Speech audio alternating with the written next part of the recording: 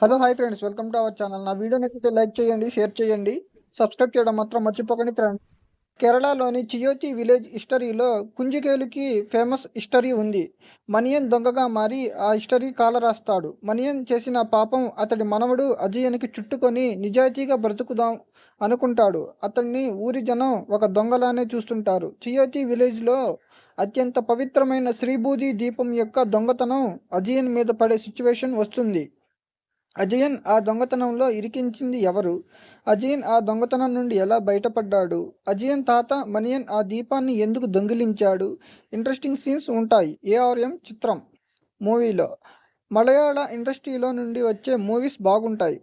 ARM మూవీలో Gopichand movie సాహసం scenes ఉంటాయి. స్టోరీ వేరేది కావడంతో యూనిక్ ఎక్స్‌పీరియన్స్ వస్తుంది. 'ఏఆర్ఎం' మూవీ ఖచ్చితంగా థియేటర్‌లో ఒకసారి చూడొచ్చు. నా వీడియో నచ్చితే లైక్ చేయండి, షేర్ చేయండి, సబ్స్క్రైబ్ చేయడం మాత్రం మర్చిపోకండి ఫ్రెండ్స్.